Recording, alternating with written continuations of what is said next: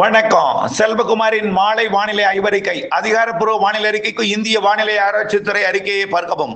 2026 August 6 வியாழக்கிழமை மாலை வானிலை ஆய்வறிக்கை. மழைப்பொழிவு மதுரை மாவட்டம் வடக்கு பகுதியில், அதாவது சோழவந்தான் தாண்டி மேலூர் கொட்டாம்பட்டி பகுதியில் உருவான மழை. திருச்சி மாவட்டம் துவரங்குறிச்சி, புதுக்கோட்டை மாவட்டம் பொன்னமராவதி மற்றும் சிவகங்கை மாவட்டத்தோட இந்த புதுக்கோட்டை மாவட்ட எல்லையோரம் எல்லாம் பெய்து கொண்டு, புதுக்கோட்டை மாவட்டம் தலைநகர் புதுக்கோட்டை மற்றும் ஆலங்குடி ஆவுடையார் கோவிலுக்கு வடக்கே வலுவாக பெய்து கொண்டு, புதுக்கோட்டை மாவட்டத்தோட கடலோர பகுதிக்கும் தஞ்சாவூர் மாவட்டத்தோட பேராவூரணி, ஆவணம், புதுக்கோட்டை மாவட்டத்தோட ஆலங்குடி, கந்தர்வக்கோட்டைக்கு தெற்கே ஆதனக்கோட்டை உள்ளிட்ட பகுதிகள், மேலும் ஒரத்தநாடு அதன் சுற்றுவட்டார பகுதி திருவோணம் மற்றும் பாப்பாநாடு, பட்டுக்கோட்டை, அதிராமப்பட்டினம், மல்லிப்பட்டினம், சேதுபாவச்சத்திரம், மேலும் பார்த்தீங்கன்னா பரக்கலக்கோட்டை, தம்பிக்கோட்டை, முத்துப்பேட்டை உள்ளிட்ட பகுதிகளை நோக்கி மழை முன்னேறி கொண்டிருக்கிறது. காற்றுடன் கூடிய இடி மின்னலுடன் கூடிய மழை பொழிவாக அது அமையும். இந்த மழை, அதாவது நேற்று முன்தின மழை வடக்கு டெல்டாவிற்கு பெய்தது, அடுத்த நாள் மழை மத்திய டெல்டாவில் பெய்தது, அது வேதாரண்யம் அதாவது கோடியக்கரை தகட்டூர் வரைக்கும் பெய்தது, இடையில் பல இடங்களை ஒதுக்கி இருந்தது. இன்றைக்கு இந்த தெற்கு டெல்டாவிலே பெய்ய இருக்கிறது. பெருக வாழ்ந்தான், முத்துப்பேட்டை, மதுக்கூர் இந்த பகுதிகளில் பொழிய போகிறது. இன்றைக்கு மன்னார்குடிக்கும் வருகிறது. ஒரத்தநாடு மற்றும் மன்னார்குடி நகரம் மற்றும் அதற்கு தெற்கு புறம் இருக்கக்கூடிய டெல்டாவின் தெற்கு பகுதியில் மழை வாய்ப்பு பிரகாசமாக தெரிகிறது. இன்றைய மழைப்பொழிவு வடகடலோரம் உறுதியாக இருக்கிறது. தற்பொழுது சேலம் மாவட்டத்தின் கிழக்கு பகுதியிலையும் திருவண்ணாமலை மாவட்டத்தோட போலூர் உள்ளிட்ட சுற்றுவட்டார பகுதியிலையும் தொடங்கி இருக்கக்கூடிய மழை வடகடலோரத்திற்கு இன்றைக்கும் சென்னைக்கு மழை உண்டு. சென்னைக்கு 8ஆம் தேதி வரை எல்லா நாளும் மழை உண்டு. தினசரி 3, 4, 5 சென்டிமீட்டர் என்றும் ஒரு நாள் 14 சென்டிமீட்டர் வரைக்கும் கூட மழைப்பொழிவை கொடுத்ததை நினைவுபடுத்த விரும்புகிறேன். இன்றைக்கும் மழை உண்டு வடகடலோரம் வடவுள் பகுதி. இன்றைக்கு தேதி 6. 8ஆம் தேதி வரை இந்த மழைப்பொழிவு வலுவாக இருக்கும். 9, அதாவது இந்த பெய்யாத இடங்களுக்கெல்லாம் பெய்துட்டே வரும். அப்புறம் 9, 10, 11, 12 தேதிகளிலையும் மழை இருக்கும், பரப்பில் குறைந்திருக்கும். நம்ம ஏற்கனவே சொல்லி இருக்கிறோம். இந்த 8ஆம் தேதி வரை கொஞ்சம் பரப்பில் அதிகரித்த மழை ஒதுக்கி இருக்கக்கூடிய இடங்களுக்கெல்லாம் மழை பொழிவை கொடுக்கும். கண்டிப்பா ஆந்திர எல்லையோர மாவட்டங்களின் ஆந்திர எல்லையோர பகுதிகள், நெல்லூர் மற்றும் அதனை ஒட்டியுள்ள திருவள்ளூர் மாவட்ட பகுதிகள்லாம் இன்றைக்கும் நாளைக்கும் வரக்கூடிய நாட்கள் கனமழையே இருக்கு. இந்த காற்று சுழற்சி வடக்கு நோக்கி நகர்ந்து கொண்டிருக்கிற காரணத்தினாலே தெலுங்கானாவிற்கும் ஆந்திர பிரதேசத்திற்கும் வலுத்த மழை பொழிவை கொடுக்க போகுது. அதற்கு பிறகு ஒடிசாவிற்கு போய் அது வலுவடைந்து காற்றழுத்த தாழ்வு பகுதியாக உள்ளே நுழைய போகிறது. இதனிடையே பசிபிக் பெருங்கடல் வெப்பத்தை பார்த்தீங்கன்னா, தயவு செய்து ஒன்றே ஒன்று புரிஞ்சுங்க. இது வரைக்கும் நாம என்ன டெபினிஷன் கொடுத்திருக்கோம் எல்னினோவிற்கு? வானிலை ஆராய்ச்சி தொடங்கியதிலிருந்து எல்னினோ பற்றிய ஆய்வு, எல்னினோ பற்றி உலகத்துல அந்த எல்னினோ என்று கண்ணை கட்டிய ஒரு பெரிய பூதமாக இருந்ததை நாம தான் முதல்ல விளக்கம் கொடுத்தோம். எல்னினோ என்றால் என்ன, பெரிய பெரிய குழப்பங்களுக்கெல்லாம் விளக்கம் கொடுத்தோம். இன்றைக்கு வரைக்கும் அப்படித்தான் போயிட்டு இருக்கு. ஆக எல்னினோ என்றால் அமெரிக்க பக்கம் வெப்பம் உயர்ந்திருக்கும், ஆசிய பக்கம் குளிர்ந்திருக்கும். இப்போ ஒட்டுமொத்த பசிபிக் பெருங்கடல் வெப்பம் உயர்ந்திருக்கு. அதுல குறிப்பா ஆசிய பக்கம் பரப்பில் அதிக இடத்துல வெப்பம் உயர்ந்திருக்கு. ஒரு இடத்துல 32 டிகிரி கூட இருக்கு. பரவலாகவே 30, 29 சார் 30, 31 இருக்கு. 29 எல்லாம் இல்லைங்க. 30, 31, 32 ஒரு இடத்துல இருக்கு. அமெரிக்காவோட தென் அமெரிக்காவோட பகுதி, அதுவும் தென் அமெரிக்காவோட அதாவது வட மேற்கு பகுதி பசிபிக் பெருங்கலோட அமெரிக்கா ஒட்டிய பகுதியில வெப்பம் இருந்திருந்தாலும் குறைந்த பரப்பில் தான் இருக்கு அந்த வெப்பமும். ஆனால் இங்கே பாத்தீங்கன்னா ஆசியா முதல், அதாவது ஒட்டுமொத்த பசிபிக் பெருங்கடல் எல்லா நாடுகளையும் தென்சீன கடல்ல வெப்பம் உயர்ந்திருக்கு. நிகழ்வு அதனாலதான் டால்பின் புயல் சீனாவை தாக்க போகுது, வெள்ள பாதிப்பை ஏற்படுத்த போகுது. அடுத்தடுத்த நிகழ்வும் ஜப்பான் நோக்கியோ சீனா நோக்கியோ 1-2 போகும். அதே அங்க போகும். அதே நாளில் தென்சீன கடல் வழியாகவும் தாய்வான், அதாவது வியட்நாம், கம்போடியா, லாவோஸ் மற்றும் தாய்லாந்து மற்றும் மியான்மர் வழியாக வங்கக்கடலுக்கும் நிகழ்வு வரப்போகிறது. கண்டிப்பாக வரும். வெப்ப சலன இடிமழை பொழிவு இந்த 8ஆம் தேதிக்கு பிறகும் தொடர்ந்து கொண்டிருக்கும். தென்மேற்கு பருவமழை வரக்கூடிய ஒரு 3 நாட்களுக்கு வலுத்திருக்கும் கேரளாவில்.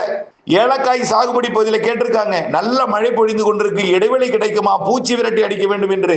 நான் சொல்றது ஒண்ணுதான், அப்பொழுதே சொன்னோம், மிக கவலையில் ஆழ்ந்திருந்தார்கள். நாம் இந்த வருடம் எந்தவித சாகுபடியும் செய்ய முடியாது என்று. கேரளா பக்கத்துல, கேரளா முழுவதுமே அதிக மழை, நல்ல மழை பொழிந்து கொண்டிருக்கு, பொழியவும் போக போகிறது. இப்ப பெய்த மழையை காட்டிலும் செப்டம்பர் அக்டோபர் அதிக மழை இருக்கு கேரளாவிற்கு. இப்பொழுது ஏலக்காய் சாகுபடி பகுதி இடிக்கணை கட்டு பகுதியில் பூச்சி விரட்டிக்கு இடைவெளி கிடைக்குமான்னு கேட்டிருக்கீங்க. அது அந்த நாளை பொறுத்த வரைக்கும் வரக்கூடிய 13, 14, 15 இடைவெளி இருக்கும். அந்த நாள்ல பூச்சி விரட்டி அடிக்கலாம். அது வரைக்கும் மழை குறுக்கீடுகள் இருக்கும். தமிழ்நாட்டை பொறுத்த வரைக்கும் மேற்கு தொடர்ச்சி மலையில லேசான மழை இருக்கும், கேரளாவில் நல்ல மழை இருக்கும். வரக்கூடிய 3 நாள் நல்ல மழை, கனமழையே இருக்கும். தமிழ்நாட்டில் வெப்பசலன மழை 3 நாள் வலுத்திருக்கும். அதற்கு பிறகு படிப்படியா குறைந்திருந்தாலும் மழை இருந்து கொண்டே இருக்கும். 13ஆம் தேதியிலிருந்து ஒரு 4 நாட்களுக்கு இடைவெளி கிடைக்கும்.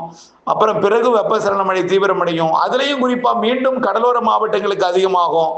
மாத 18ஆம் தேதிக்கு மேல தென்மேற்கு பருவமழை மெல்ல வலுப்பெற்று தமிழ்நாட்டில் வெப்பசலன மழையும் வலுப்பெற்று மாத இறுதி 10 நாள் பலத்த மழையெல்லாம் கொடுக்க போகிறது. இந்த ஆகஸ்ட் இறுதியை விட, ஆகஸ்ட் இறுதி கர்நாடகாவிற்கு அணைகளை நிரப்பணும்னு வச்சுங்களேன். அங்க அணை நிரம்பினால் நமக்கு தண்ணீர் திறந்து விடக்கூடிய வகையிலே அங்க மழை பெய்யும். அதற்கு பிறகு தமிழ்நாட்டின் அணைகளை நிரப்பும் மழை பொழிவு கிடைக்கும். செப்டம்பர் தாங்க ஆந்திர பிரதேச நிகழ்வு. செப்டம்பர் தான் ஆந்திர பிரதேச பருவமழை. பொறுத்திருந்து பாருங்கள். செப்டம்பர்ல எழுதி வைத்துக் கொள்ளுங்கள், செப்டம்பர் என்ன நடக்க போகிறது என்பது. செப்டம்பர் அக்டோபர் முன் 15 தேதி 45 நாள் உச்சபட்ச தென்மேற்கு பருவமழை. ஜூன், ஜூலை, ஆகஸ்டில் பெய்ய வேண்டிய மழை எல்லாமே செப்டம்பர் அக்டோபரில் பெய்ய போகிறது. அதுக்காக என்ன சார் அப்ப 18ஆம் தேதி இல்லைன்னு கேட்காதீங்க. நம்பிக்கை கொடுக்கும் மழைன்னு சொன்னோம். இப்போ நம்பிக்கையை முழுமையாக கொடுத்திருக்கு. கேரளாவில் பாதிப்பையும் கொடுத்திருக்கு. மழை தொடர்ந்து கொண்டிருக்கு. சென்னையில ஊடகங்கள் இருக்கக்கூடிய எல்லினோ என்று என்னமோ சொன்னாங்க, 30,000 பேர் சாக போறோம், அத்தனை பேர் சாக போறோம், அவ்வளவு பெரிய வறட்சி. இப்ப சொல்றாங்க மழை வரும்னு தான் சொன்னோம். வறட்சியும் வரலாம், வெள்ளமும் வரலாம், எது வேணாலும் வரலாங்கிறதெல்லாம் இப்ப பேச பொருளா மாறி இருக்கு. ஆகவே வெறும் வறட்சி என்று சொன்னவர்கள் இப்போ மழை என்று சொல்ல வந்திருக்கிறார்கள். அப்ப கண்டிப்பா இதுல இருந்து உங்களுக்கு நம்பிக்கை வந்திருக்கணும். கண்டிப்பா மழை செப்டம்பர் அக்டோபர் அதிக மழை.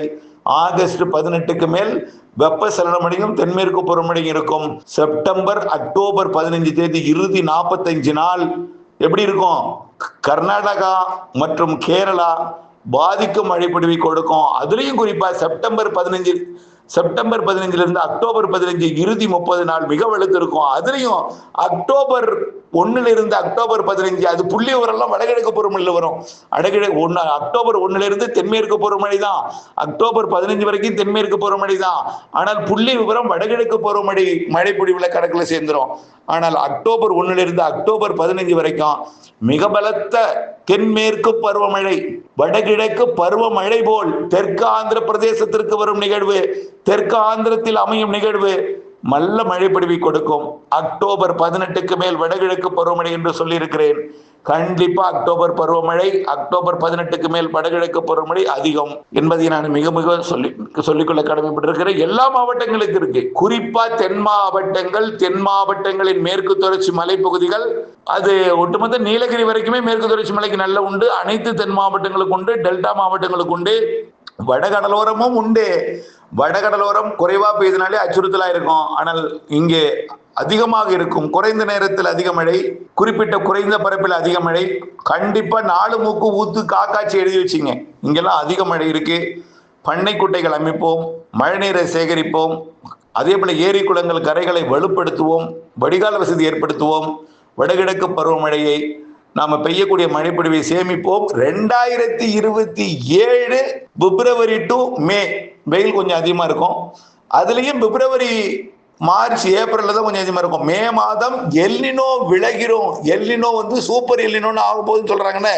அப்படி வந்தாலும் அது ஜூன் மாதத்துல அது தீவிரம் முற்றிலுமா குறைஞ்சி ஆகஸ்ட்ல ஜூலைலாம் அது லானினா நிலைக்கு மாறிடும்.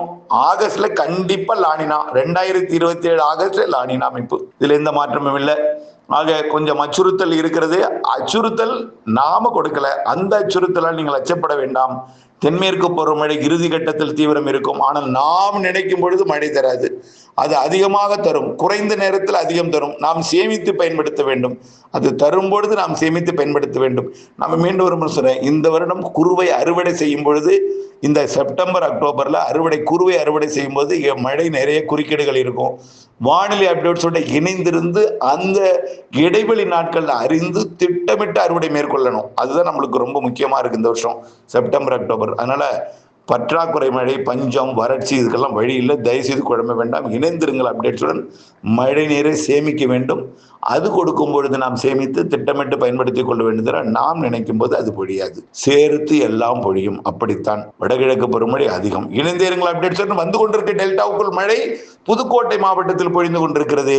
அது தஞ்சாவூர் மாவட்டத்திற்கும், பிறகு டெல்டாவின் தெற்கு பகுதியில் இருக்கக்கூடிய தஞ்சாவூர் மாவட்டம், திருவாரூர் மாவட்டம் மற்றும் நாகப்பட்டினம் மாவட்டத்திற்கு வந்து கொடுக்க இருக்கிறது.